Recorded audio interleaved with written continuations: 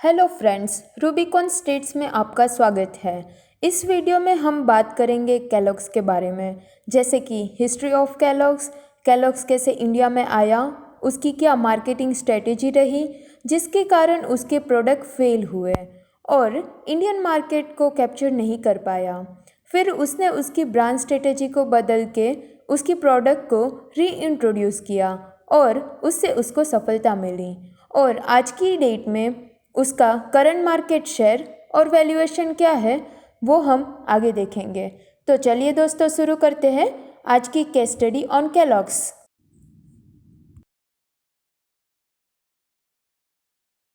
तो पहले बात करते हैं कि कैलॉग्स की हिस्ट्री क्या रह चुकी है। 1850s का वो दौर था जब अमेरिकन्स को पूछा जाता था कि आप ब्रेकफास्ट में क्या लोगे, तब वहाँ से जवाब आता था कुछ भी। तभी जॉन कैलॉग बैटल क्रिक सैनिटेरियम, जो मिशिगन यूएसए में एज ए सुपरिटेंडेंट काम करते थे, उनको अपने पेशेंट्स के लिए एक हेल्दी फूड ऑप्शन की ज़रूरत थी। तो ऐसे विलियम कैलॉग ने 1894 में अपने भाई जॉन कैलॉग के लिए सीरियल बनाए और कंपनी को नाम दिया कैलॉग्स, जो आज 110 साल बाद एक ग्लोबल ब्रांड बन चुकी है। वो कुकीज़, क्रैकर्स, चोकोस जैसी बहुत सारी खाने की चीज़ें बनाती है। कैलॉग्स इंडिया में कब और कैसे आया?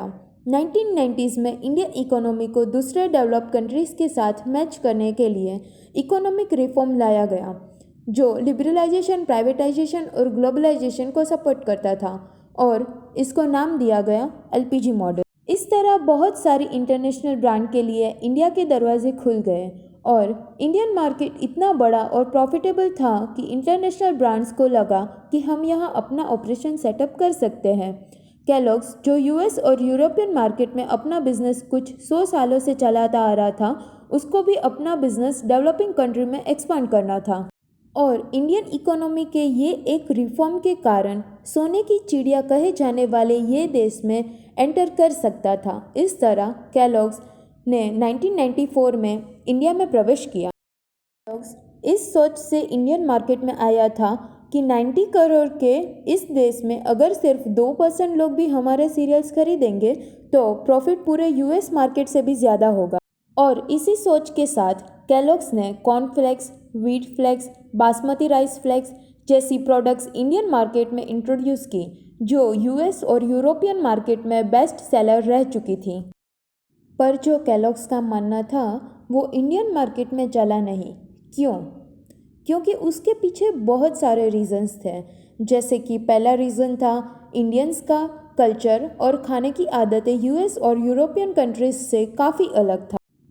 जैसे इंडियंस को सुबह सुबह गरम नाश्ता खाना ज़्यादा पसंद था, वो काफ़ी वेराइटीज़ में मिल भी जाता था, जो कैलॉग्स कॉर्नफ्लेक्स की कंपैरिजन में काफ़ी सस्ता था।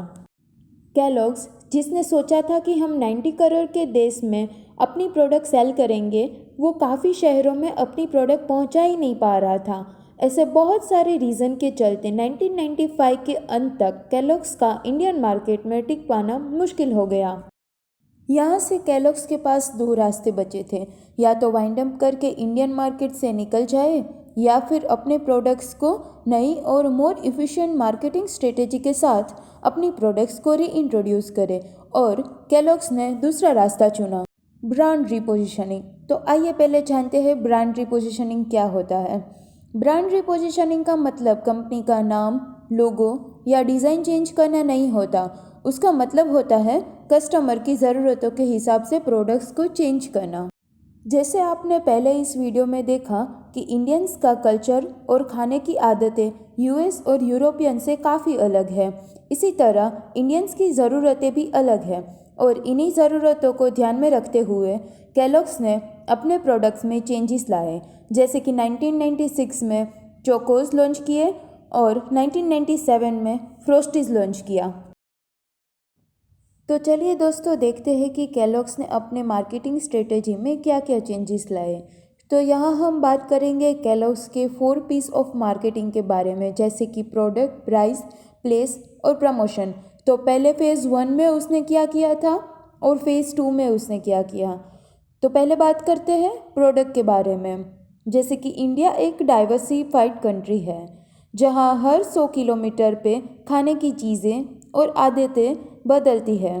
जैसे साउथ में इडली डोसा, नॉर्थ में पराठा और कचौरी, वेस्ट में खमन ढोकला और ईस्ट में मोमोज। केलॉग्स ने इस चीज़ को इग्नोर करते हुए जो प्रोडक्ट वो यूएस और यूरोपियन मार्केट में बेच रहा था उसी को इंडिया में बेचना शुरू कर दिया।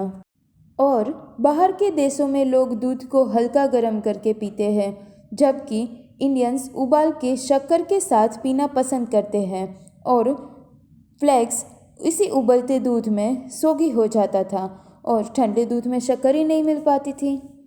इन्हीं चीज़ों में 1 साल की रिसर्च और केलॉग्स चोकोस और फ्रॉस्टीज की सफलता के बाद केलॉग्स ने 1998 में माजा सीरीज़ लॉन्च की, जो मैंगो इलायची, कोकोनट केसर और रोज़ में अवेलेबल थी। इसके साथ साथ शुगर कोटेड फ्रॉस्टीज भी लॉन्च किए, जिसको काफ़ी सफलता मिली। फिर 2000 के साल में आयन शक्ति को नए डायमेंशन के साथ लॉन्च किया। फिर 2008 में एक नए K+ वेरिएंट को फीमेल को टारगेट करते हुए as a low fat breakfast की तरह प्रोजेक्ट किया। तो अब बात करते हैं प्राइस के बारे में। केलॉग्स जब इंडिया में एंटर हुआ तब उसका एक ही कॉम्पिटिटर था, मोहन मैकिन्स। उस वक्त 450 ग्राम केलॉग्स का पैकेट कुछ 63 रुपीज़ का आता था, जबकि 500 ग्राम मोहन्स कॉर्नफ्लेक्स का पैकेट 33 रुपीज़ में मिलता था, जो केलॉग्स की कंपैरिजन में ऑलमोस्ट आधा दाम था। इंडियन कस्टमर जो प्राइस को ज़्यादा महत्व देते हैं, उनके लिए केलॉग्स का ये प्राइस बहुत ज़्यादा था। इस चीज़ को काउंटर करने के लिए केलॉग्स अपने ग्लोसी कार्डबोर्ड पैकेजिंग को बदल के पाउचेस में कन्वर्ट कर दिया, जिसके कारण उसकी कॉस्टिंग 20% डाउन हो गई। उसने प्राइस सेंसिटिव इंडियन कस्टमर को ध्यान में रखते हुए 10 रुपीज़ के छोटे छोटे पैकेट भी इंट्रोड्यूस किए।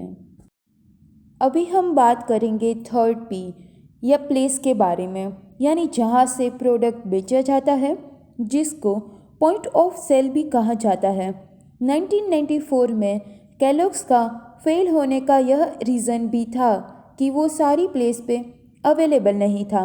इसी चीज़ को काउंटर करते हुए केलॉग्स ने अपने प्रोडक्ट इंडिया के Tier 2 सिटीज़ और विलेजेस, जहाँ इंडिया की मेजॉरिटी पॉपुलेशन बसती है, वहाँ भी अवेलेबल करवाया। 1994 से लेकर 1998 के बीच पूरे इंडिया भर में कुछ 40,000 आउटलेट्स खोले गए, जिनकी वजह से प्रोडक्ट को ज़्यादा कस्टमर तक पहुँचाना मुमकिन हुआ, जिसके कारण केलॉग्स की सेल काफ़ी इंक्रीज़ हुई। अब चलते हैं फोर्थ P की तरफ, जो है प्रमोशन। केलॉग्स का main concept fun and taste का हुआ करता था, बट जब इंडियन मार्केट में वो इंट्रोड्यूस हुए तो उनकी इमेज कुछ हेल्थ प्रोडक्ट की तरह सामने आई, जो जताना चाहते थे कि इंडियंस की खाने की आदतें खराब है। जो बात इंडियंस को राज ना आई और उनके प्रोडक्ट फेल हो गए। नई प्रमोशन स्ट्रेटेजी में उन्होंने अपने आप को as a fun and taste brand की तरह इंट्रोड्यूस किया। केलॉग्स की ये नई स्ट्रेटेजी थी गोकलाइजेशन स्ट्रेटेजी, जिसका मतलब है think global but act local, जो इन्हीं सब के कारण वो मार्केट लीडर बन पाए। तो चलिए जानते हैं इन्हीं सभी ब्रांड रिपोजिशनिंग और नई मार्केटिंग स्ट्रेटेजी का केलॉग्स के मार्केट शेयर पे क्या असर हुआ। केलॉग्स ने ब्रेकफास्ट सीरियल्स के मार्केट में 50 to 60% मार्केट शेयर कैप्चर करने में कामयाब रहा और बिजनेस को आगे बढ़ाने के लिए कंपनी अपने प्रोडक्ट्स को एज इवनिंग स्नैक्स भी प्रमोट करने का सोच रही है। धन्यवाद। अगर आपको हमारा वीडियो पसंद आता है तो लाइक, शेयर और सब्सक्राइब करें।